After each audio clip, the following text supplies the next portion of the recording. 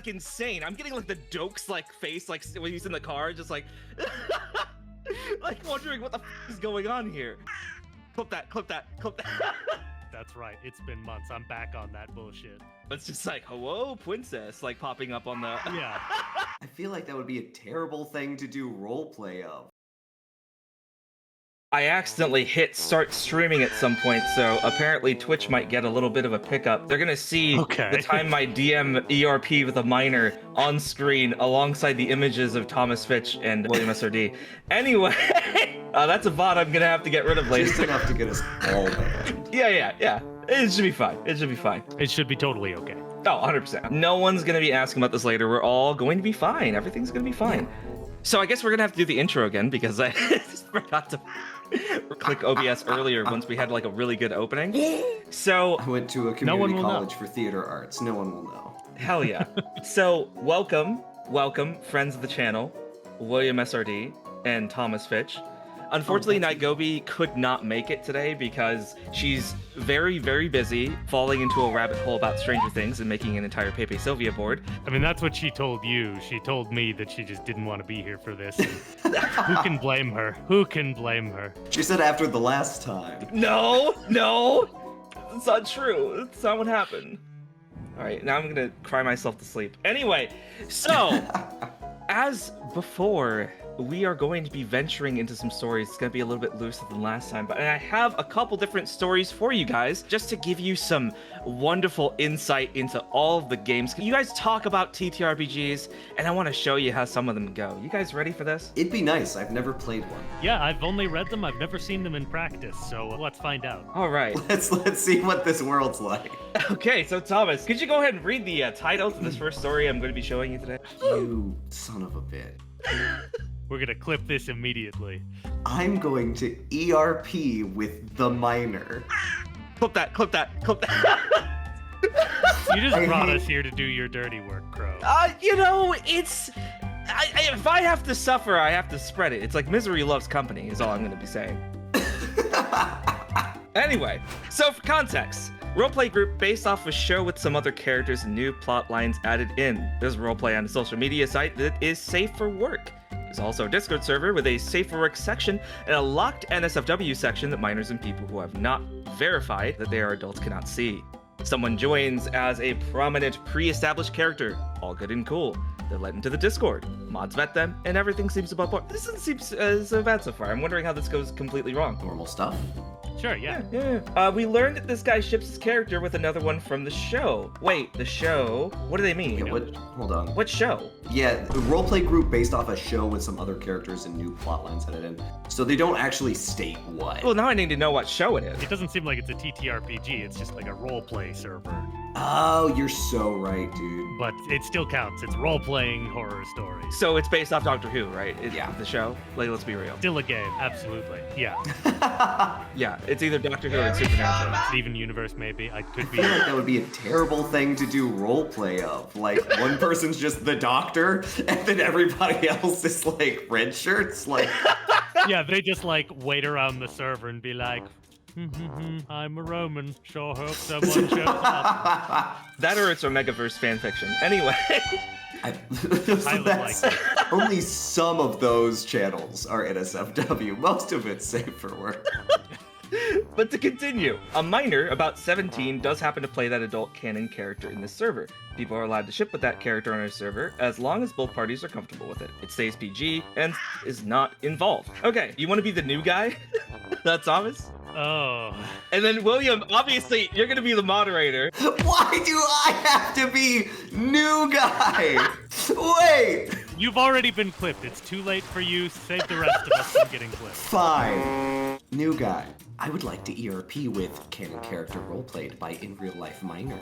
And the mod says, oh, so he's actually played by player, who is a minor, so you can't do that. I'll just do it in DMs. I'm assuming immediately went to do it. I'm assuming there was no. Nope, gone. The guy's banned immediately. Oh my god! Holy shit, for the first time in any of these stories, the moment something bad happens, the guy just gets banned? What the We thought we'd give him a warning. I knew the second I saw OP that they had the good type of human stripes. That's right. It's been months. I'm back on that bullshit.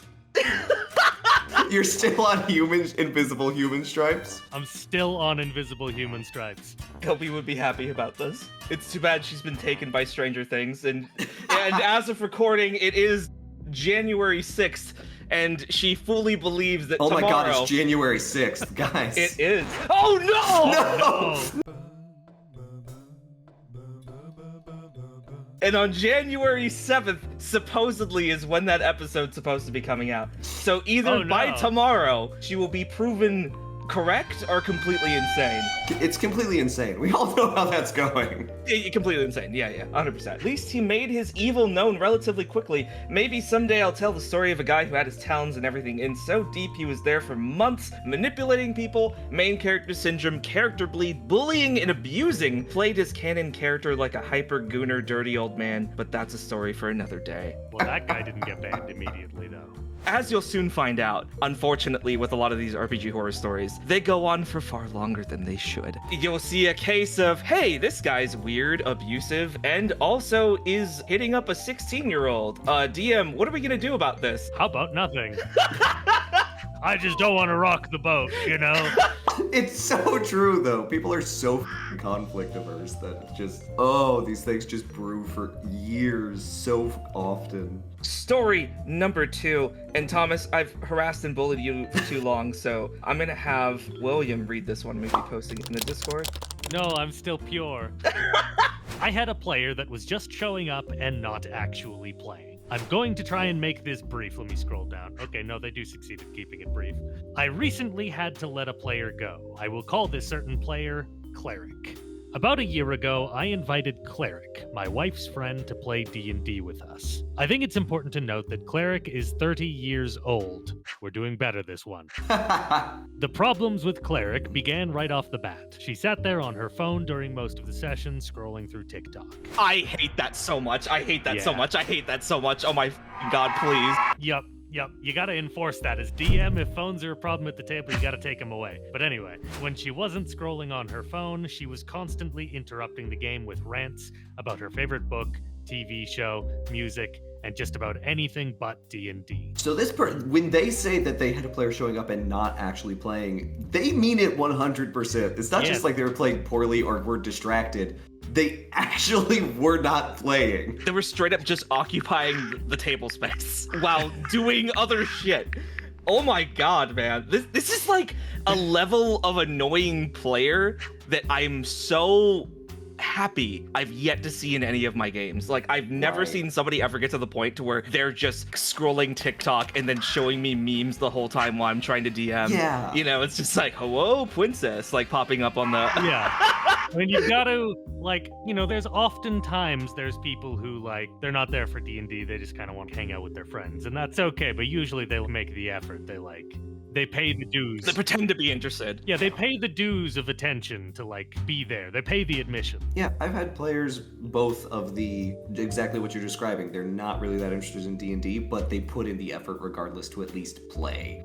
As well as people with, like, bad cases of ADHD, and they, like, pull out their phone and then immediately apologize and, like, jump back to the game because they're human beings. Yeah. With me, my ADHD manifests in crosstalk, and, you know, after years of playing, I've gotten better at knowing when, like, hey, I'm getting too off topic. Let's jump back, because I could easily see somebody else seeing this as, like, really annoying. Cleric always had pretty bad luck when rolling dice, which would often discourage her from playing. I understand how that feels, however, she never added any modifiers to her rolls, nor bothered to learn the basic rules for the game. Ooh. For example, Cleric would hand her phone to my wife to add spells to her character, or when I told the group to level up. During the first session, back after taking a month or so away from the game, we started a new campaign. I asked her what spell she would like to use in combat. She had a hard time finding her spells in the D&D Beyond app, so I showed her where to find the spells to see she didn't have it. What? I then had to take the time to add her spells for her. What? She had her character sheet and didn't have any of her spells recorded or written down. It has a whole list. There's a whole There's a list there. You just click the spell thing, and then it shows you the spells. No, well, okay. The first thing, Crowe, is you're making that assumption under fundamentally different circumstances where you are playing D&D and this other person is not. Right, because they're on TikTok. Yeah. Because they're on TikTok. Yeah, I think this is less of a they couldn't do it and more of they chose not to. Yeah, it's like right there. Wouldn't it be funny if they were on D&D TikTok during this? I would just rip my hair out if I found out they're watching like League of Adventures or Legends of Adventures or whatever. I always get that mixed up. I don't know why. If I find out they're like watching those shorts. We don't know what part of TikTok she was on. It could be anything. Torbeck says, remember to fill in your spell slots. And then she's over here like, yeah, I should do that, huh? And then scrolls to the next one instead of going through her damn spell list. She wouldn't do anything during the game outside of what little she did in combat. If I asked her what she was going to do, she would tell me she's following my wife's character around. One time in combat, she rolled a 1 in initiative without a modifier and decided to sit out of that combat completely. As you can imagine, she scrolled on her phone instead. I got very frustrated with Cleric. I didn't understand why she would even bother showing up to the sessions when she wasn't even playing. This was my final straw. She discovered that rolling dice with her mouth gave her better luck. Wait, what? Like, put the dice in her I mouth. think She sat there at my table, literally spitting the dice out of her mouth. Oh, I thought that was like a turn of phrase. Even if I wasn't asking for a roll from her, she spit all over my nice maps, and I was absolutely disgusted. I eventually told her that it's not working out. She got mad and left our group chat. I could go on more about this player, but it will end here. Thank you for reading. I hate that so much. Please, that is so disgusting. I already have the pet peeve of when people like throw their dice at the maps and like knock everything over. But when you're spitting the dice out of your mouth, dice that presumably don't get cleaned very often. No, Wait, not at all. who the hell cleans their dice? I don't. Wait, hang on. Have you guys all been cleaning your dice? And now I'm like I should have been cleaning my dice all this time. Okay, I clean my... I clean my dice weekly. Wait, you clean your dice? Yeah, even if I haven't used them. It's just important to keep it up. Oh. No, I don't clean my dice. Oh. Ever. My blood was going cold for a second there. I mean, I'll get like an alcohol wipe or something and wipe some of my really special fancy ones that are really cute. Right. Because, I got these like bison bone dice that make me feel like I'm channeling the spirits of my Mexican ancestors when I roll them. So, it's like, obviously I'm going to be cleaning those dice because I need their unbridled power enforcing my every roll. But if it's just like my average stuff that I got sitting in my dice bag of like 3 billion dice that I've collected over the years, like, no, that's not, shit ain't getting clean. I wasn't even accounting for my ancestral power. After this call, I'm gonna clean some dice. As you should. Get a Q-tip and some rubbing alcohol and just really get in there. I mean, if you're gonna do a mouth roll, like, you got it. You're gonna do the old mouth roll. You're right. You apparently roll better Why? if you're doing mouth rolls. This feels like such a twist in the story, because everything described up to this point would never make me guess that this is the kind of player who would do this. Like, I feel like this would come from someone who's overly quirky or bombastic. But no, it's someone who refuses to engage with the game at all until they get the idea of, wait. Listen up, I've got it. Step 1, we normalize this behavior. We make it so that everyone thinks it's totally normal to do mouth rolls. Step 2, before anyone else thinks about it, we're kickstarting flavored dice. Oh! We're gonna get so rich. Yeah! All right, hold on. We have social media clout. We're gonna tell everyone that mouth rolling is totally normal. And then you sell mouthwash, right? And then we Yeah. do like a mouthwashing company. There you and go. so there you go. You have crisp, minty, fresh fitting dice roll. We're cornering the market. You gotta invent the problem and then sell the solution.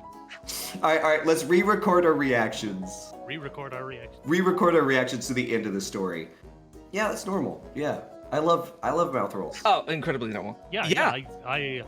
Tasty. Yeah, mouth rolls, they're totally normal. Hey, did you guys ever hear about D&Dice's new product, the mouth-washing dice, sponsored by The Shade of Adelmore by William SRD? Did you guys hear about that? I always thought that dice tasted so bad, but you're telling me that there's a solution to my problem? Why, yes, there is. I hear they're better than the leading brand. Really? Tell us more about this. They beat the leading brand. 9 out of 10 dentists agree. The 10th one, we handled it. We took that guy out back and we beat him with rocks. Now it's 10 out of 10. No, don't say what we actually wait. We could just say when we do murder now, right? Like, I think that's fine. Like, we just invade Venezuela. We just say we murder. Yeah. Clearly, it doesn't matter. Yeah, nothing matters anymore. Whoa. No, you guys did that. I'm Canadian. You leave me out of it. Oh, okay. All right, fine. Whatever, buddy. You're going to be joining us in pretty soon. Murder's still illegal here. Then on the news next day is just William SRD didn't involve in murder, and like he's the one who gets all the shit and is the scapegoat. Oh. Naturally, yeah. It's those damn Canadians, I'm telling you. Flavored D&D dice as a brand has to distance itself from me. He's too nice. He's got to have some skeletons in his closet. The player who is actually 2 people, and I didn't notice for 3 months. How the fuck does that happen? Okay, this person, What the fuck? I'm just gonna say it. There better be some neurodivergence at play here, Has to. or else I'm gonna be real judgmental about this guy. Has to. So, like, I think the question that I have here, before we get into this, just because I want predictions from you guys. Okay. Was this the DM somehow f***ed up and just didn't realize it was 2 people?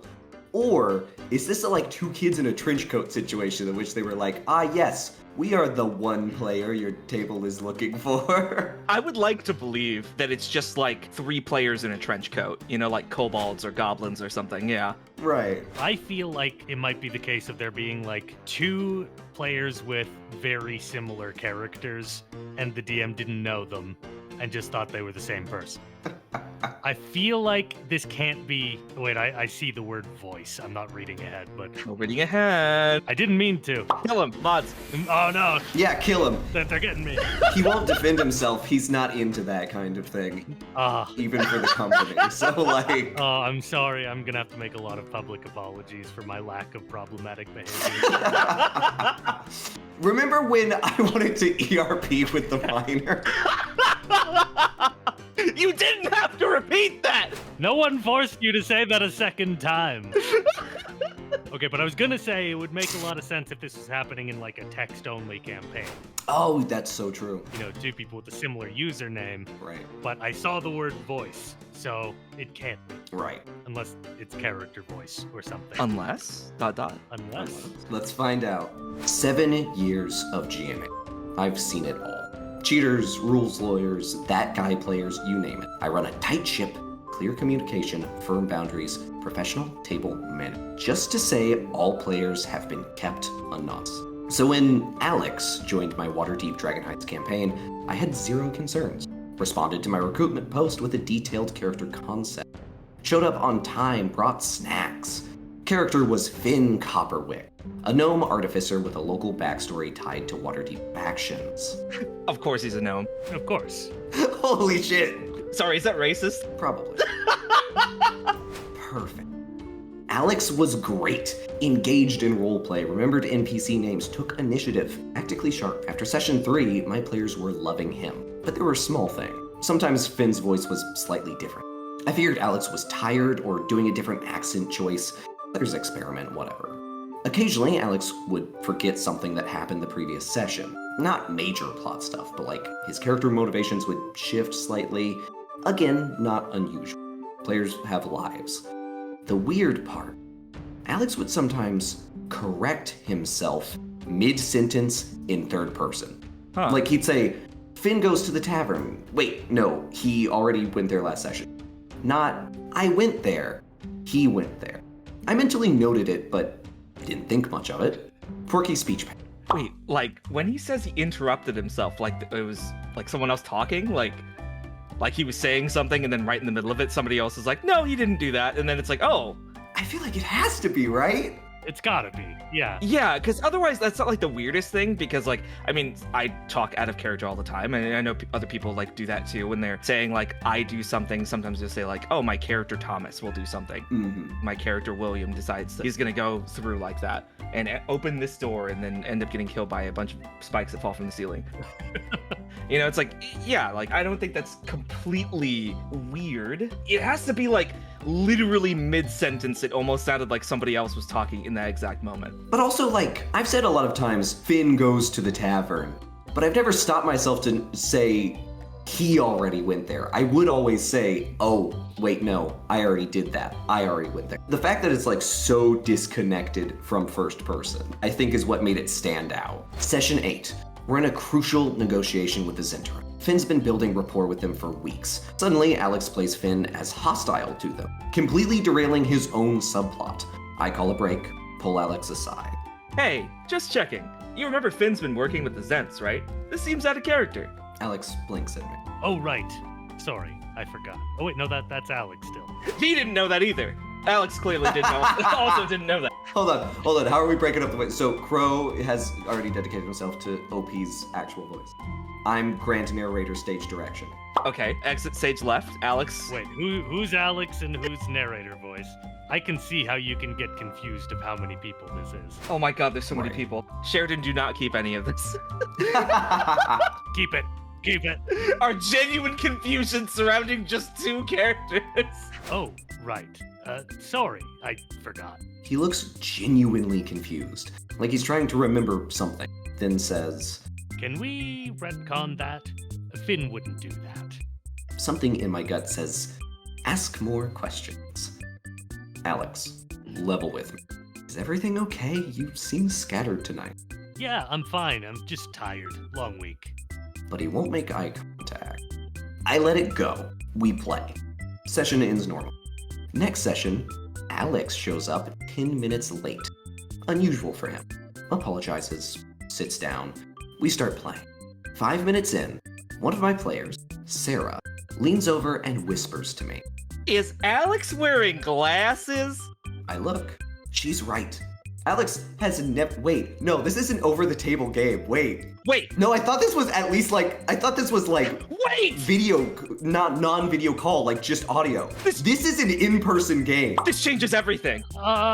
He sat down at the table.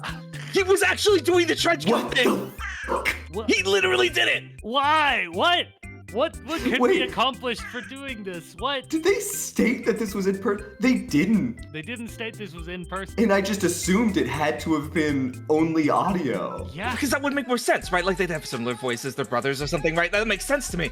Yeah. This is like insane. I'm getting like the Dokes like face, like when he's in the car, just like, like wondering what the is going on here. Yeah. Okay. I know it's not really Alex, but I just can't prove it. Alex has never worn glasses before. Why is he wearing glasses now? I watch more carefully. Alex's mannerisms are slightly off. He's sitting differently. His handwriting on his spell tracking sheet is different. Session ends. I make a decision. Hey, Alex, can you stay back a minute? Everyone leaves. It's just us. Alex, I'm going to ask you something. I need you to be honest with me. I know you're the Bay Harbor Butcher. I'm sorry, continue. I'm going to ask you something, and I need you to be honest with me. Are you actually Alex? The longest pause of my GMing career. No. Turns out, Alex was actually two people. Twin brothers, Jake and Matt. Wait, none of them. Wait. Why? What could be accomplished? They were alternating sessions and playing the same character. What do they get out of this? But none of them are even named Alex. Neither one's named Alex. Neither one is Alex. No one's Alex. Who's Alex? Who is on first? Well, what are you asking me for? Alex was the triplet who died. We thought they were doing the sitcom trope of two kids in a trench coat when really they're doing the sitcom trope of a twin, of like two twins on one date. Like, And then none of them were named Alex. That's the part that pisses me off the most. Like, how? no, that is shocking. That is shocking. I assumed shocking. like maybe one of them like stepped in for their brother Alex because he couldn't make it, and for some reason Yeah. thought that was a faux pas. But no, neither one. Like, hey, it would be like a funny story you say, right? Like, oh, I couldn't make it to a D&D session. Hey, Jake, you want to pretend to be Alex today? And then Jake, fresh off his like boxing match where he gets his jaw shattered in two places, goes in and says, "Yeah, I can't play D&D today," you know, and But I can make this work. If I go to your D&D session and you go to my shattered jaw session, no one will know something's wrong with either one of us. hey, you think you could beat Anthony Joshua in a fight, you know? Here's the full story.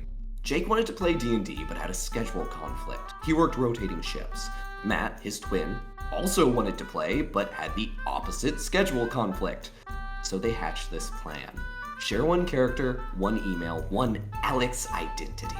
Whoever was free that week would show up. They text each other notes after session. Finn agreed to help the Zins. Finn has a crush on the NPC blacksmith, trying to keep continuity. But they didn't communicate well, so Finn's personality would drift. They'd forget details, the voice would change because they're not professional voice actors. I sat there, completely stunned. How long were you planning to do this? The whole campaign. Which one of you am I talking to right now? Matt. Does Jake know you're confessing? Oh, he's gonna kill me. What the f is happening?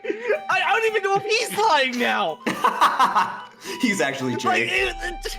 Yeah, he's Jake the whole time, and there's like a secret third brother who was there for the session 0. Alex! Alex, fuck! Now I'm thinking Jake and Logan. I'm just like stuck in that bit now. Here's what happened. This was a triplet group. Okay. Jake and Matt decided to kill their identical brother. And to make sure that no one caught on to him missing, they decided to go to Alex's D&D game so that his friend group would question the missing brother. Yeah, he's been dead for 5 years and they just keep showing up to his social obligations so that no one knows he's gone. If it's been 5 years, that also means they created this as a new one. That's like, they're so deep. They had a previous campaign doing this. They're so deep in the Alex persona, they're reaching out to get more social connections. They have like a Hinge profile as Alex, you know? And they're like, dude, we matched! No! Oh my god! We have a date tonight! I forgot Alex was gay! Oh no! Alright, here's your notes on Jessica. Alex really liked her, we're getting married. So you gotta fake that. She wants to go to the Bahamas. You really gotta sell this, bro. I was just thinking, maybe we could play Alex as like a recluse who has less obligations. No, that guy was so popular. Everybody liked Alex, bro. You wouldn't just stop partying like that. He's just getting his phone blown up like 24/7. And they just take turns like alternating, responding to every text. No, it's your turn, man. And to really sell it, they like video call every person texting them like, "Hi, this is Alex. I'm alive. So good to see you. We should hang out several times a week." I made them both come to the next session, separately. What the f does that mean? Wait, no, that pisses me off. What does Separately. Hold up. The Alexes are converging, is what's happening. Right, but he said I made them both come separately. What does... Clip that, what clip does that. You made them mean? both come. Okay. All right, clip that. I made them both come to the next session, separately. Had a conversation with each. Turns out Jake was the better role player, but Matt was the better tactician. They'd been combining their strengths like some kind of Gestalt player. When I complimented Alex on Finn's character development, I was literally complimenting two different people's work. The table voted on whether to let them continue. Surprisingly, most players said yes if they'd both show up together and play different characters. Jake and Matt are now both at my table, playing a pair of halfling twin rogue. They're actually fantastic players when they're not running a con. Finn Copperwick retired to run his artificer shop. Sometimes the twins have their characters visit him and argue about what he'd say. That's actually kind of funny. That's adorable. Okay, you know what though? This DM has let this down. Because do you know what I would do if I discovered this? I would commit to the bit so hard. Be like, all right, I'm going to help you with your cover. We're going to see how long we can do this before the rest of the group notices. That'd be so fun. Why would you not commit to the bit if you're in this situation? This is a once-in-a-lifetime bit. You're already in that deep. Once-in-a-lifetime bit, and you're giving it away. That's so true. He really fucked up, OP. You're never going to get this chance again. Probably no human is ever going to get this chance again. No, this isn't gonna happen. I'm surprised he kept him. It's just such a. I would be so like bamboozled, like I wouldn't even know. Like Alex was just like the friends we made along the way or something. Like Right. Man. Oh, you can't kick that guy for being cool and running a good flim flam. I mean, both those guys. Being too good at the job? Absolutely not. There's an edit, by the way. Oh. Oh. Edit. Jake got a new job about 3 months after all this came out, so his schedule isn't rotating anymore. Oh, it's the boxing match, yeah. Matt still has conflict sometimes and misses the odd session, but they both make it work most weeks now. And yeah, I know twin stories are apparently a Reddit thing, but I genuinely had no idea until reading these comments. This actually happened at my table. I'm not asking you to believe it. I want to believe. I do. I want to believe. I don't I also want fully, but I do want. I feel like stranger things have happened. You know? Stranger Things. Shut up! Stranger Night Gobi! Things. No! Oh my god, Gobi reference! Oh!